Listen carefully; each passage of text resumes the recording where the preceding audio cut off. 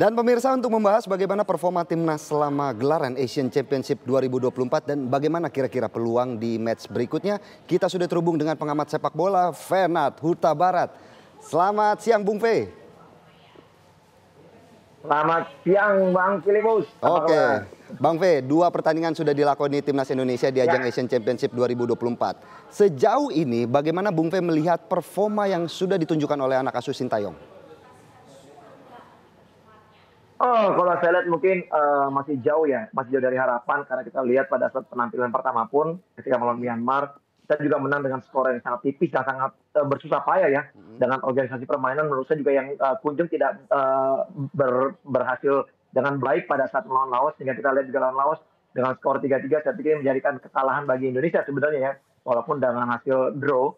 Namun kita berharap nanti lawan Vietnam akan ada perubahan secara signifikan dari Sintayong, karena kita lihat memang dalam permainan melawan Laos ini 3 back sejajar kita bermain sangat amburadul, jarak terlalu jauh, tidak bisa saling cover, sementara di sektor tengah juga begitu banyaknya miss passing dan juga kontrol yang dilakukan oleh para pemain ya.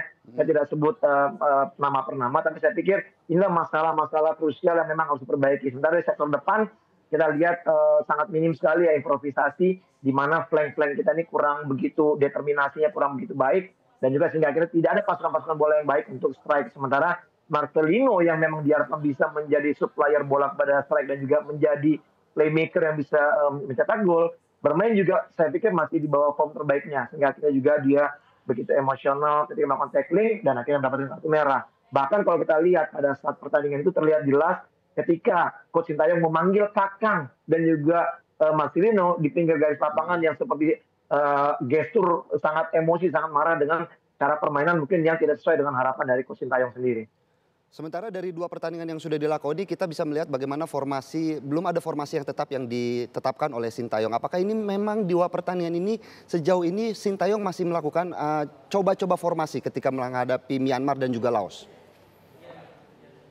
Iya, kalau melihat dari formasi, saya pikir kalau dari formasi dengan 3-4-3 masih sama saja. Cuman untuk melihat dari bobroknya pertahanan, saya sih berharap ya selalu ada solusi bagaimana bisa untuk merubah supaya tidak begitu gampang lawan-lawan siapapun yang bisa masuk dalam area zona pertahanan dari Indonesia. Mungkin ketika pada saat kita tidak bisa menjalankan formasi 3-4-3 dengan baik, mungkin bisa diubah dengan jadi 4-3-3 dengan 2 back sejajar dengan wingback, full wingback, sehingga akhirnya kita bisa mendapatkan cover yang sangat bagus dalam pertahanan, sehingga tidak begitu gampang pemain dari tim lawan untuk bisa lolos. Kita lihat begitu susahnya pemain kita, 3 pemain sejajar kita, back sejajar, menghadapi 1 striker Laos yang begitu cepat. Dan amburadul pertama kita ketika pada saat pemain itu melakukan pergerakan dengan speed yang sangat cepat dan merepotkan 3 pemain back sejajar kita. Sementara dari 2 wingback kita, ya, di mana mungkin kemarin itu ada Donitri dan juga di kanan kalau tidak salah ada Pratama Arhan, itu yang kurang melakukan support untuk melakukan defense, sehingga akhirnya compact defense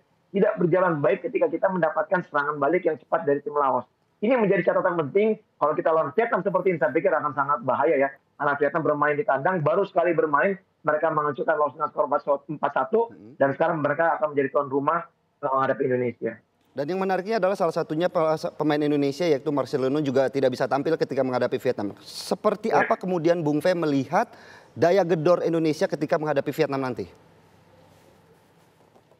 Ya, kalau kita melihat untuk menghadapi Vietnam, kita juga harus realistis ya. Apabila kita bermain masih seperti ini, saya mungkin sangat pesimis ya Indonesia bisa menangkan pertandingan. Tapi apapun itu kita berharap dengan 2 pertandingan ini menjadi evaluasi yang baik bagi Sintayong dan juga para pemain, sehingga akhirnya bisa memunculkan permainan yang berbeda dari 2 pertandingan ini. Kita tahu memang Marcelino pemain yang diharapkan bisa memberikan kontribusi maksimal seperti yang dilakukan seperti di timnas senior. Tapi ingat, jangan lupa bahwa di timnas senior dia banyak ditopang oleh pemain yang berkualitas. Tapi di sini dia seperti akan menggendong pemain lain untuk memberikan kontribusi juga kepada dirinya.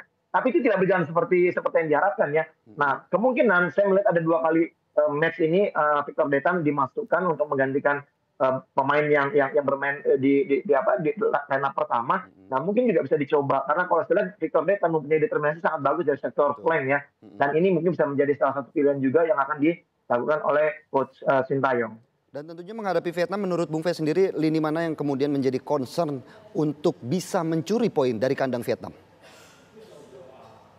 Ya, kalau saya boleh jujur berkata bahwa harus memperbaiki, harus konsentrasi dengan sektor pertahanan ya. Kalau sektor pertahanan seperti kemarin bermain atau Rudianto bermain yang selalu out position, terus Kadek Arel yang begitu gampang untuk bisa dilewati, terus juga kita lihat juga bagaimana sang kapten Ferrari yang sepertinya tidak bisa membuat link up yang bagus dengan dua pemain sejajar lainnya, ini menjadi masalah besar. Kalau memang ini menjadi kelemahan dari Indonesia melawan Vietnam, tentunya pasti Vietnam akan membabi buta di sana. Bahkan kalau kita tahu ya, saya juga udah membaca media Vietnam, yaitu 24H ini udah menulis headline yang mengatakan bahwa Indonesia takut dibantai 10-0 oleh Vietnam, oleh tim dari Golden Star Warriors ini. Artinya bahwa kita harus fokus dengan pertahanan, tidak usah berpikir bagaimana menyerang yang bagus, tapi kita bagaimana bisa mencegah serangan-serangan dari Vietnam dengan baik, dan kita harus memulai serangan melalui counter attack yang mungkin bisa mematikan juga untuk mendapatkan poin atau juga mendapatkan gol. Tapi ini bukan serta-merta juga bisa begitu gampang dijalankan oleh para pemain, karena juga pasti akan ada anti strategi dari Vietnam untuk mematikan setiap pergerakan para pemain Indonesia. Terutama dengan tidak hadirnya Marcelino, ini menjadi keuntungan bagi tim Vietnam karena mereka merasa mungkin tidak akan ada lagi pemain yang berbahaya di sektor penyerangan Indonesia.